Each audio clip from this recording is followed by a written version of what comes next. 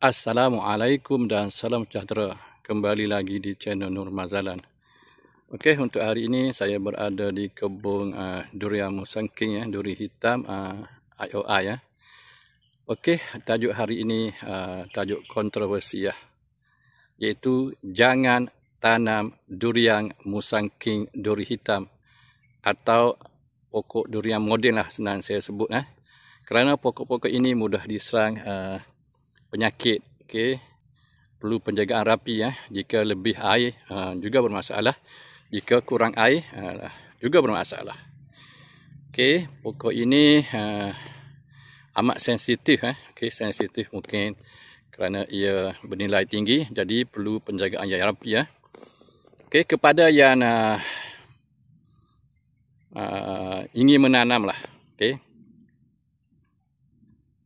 Kita perlu kepada persediaan yang rapi lah, okey, tentang kelengkapan pertanian, pengetahuan tentang racun, pengetahuan tentang pokok jenis-jenis penyakit okey, yang menyerang pokok-pokok tersebut.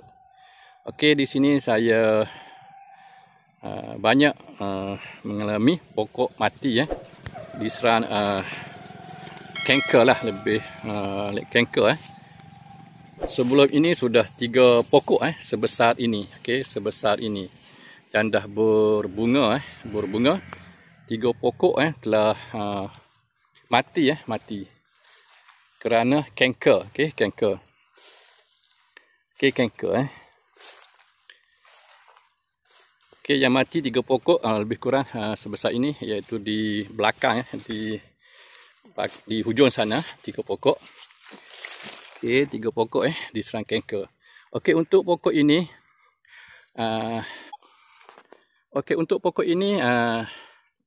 pada bulan 5 2025 saya rawat untuk ulat pengorek batang menggunakan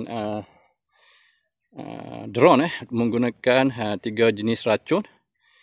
Okey, 3 jenis racun untuk sembuh ke semua pokok-pokok di dalam kebun ini Boleh lihat Okey, itu bulan 5 2025. Okey, sekarang bulan 12 datang lagi masalah, iaitu kanker yang berada di bawah ni. Okey, saya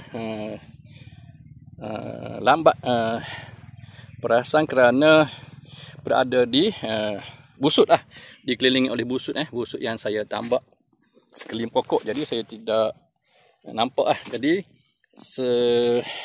pokok ini menjadi bermasalah semula Okey, setelah pulih ataupun hampir pulih selepas racun untuk ulat pengorek batang yang menggunakan 3 jenis racun tu. Jadi saya pun mencarilah punca masalah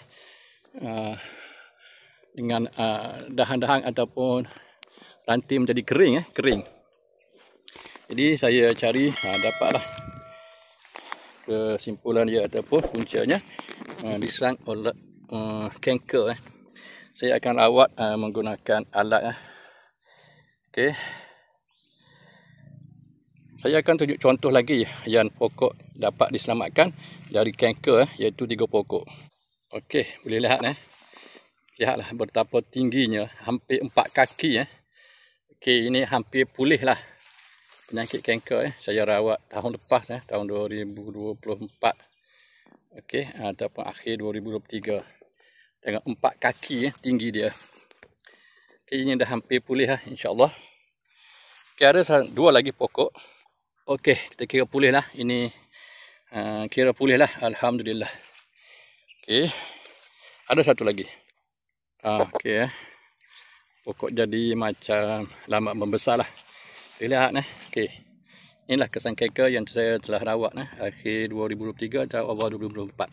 Okey, insya-Allah ini dalam mungkin dalam 3 bulan lagi sembuh Okey, sekali lagi ingin saya berpesan jika ingin tanam durian moden musangking, duri hitam, tupai king ke, jadi perlulah persediaan yang rapi ilmu, banyak masa diperlukan.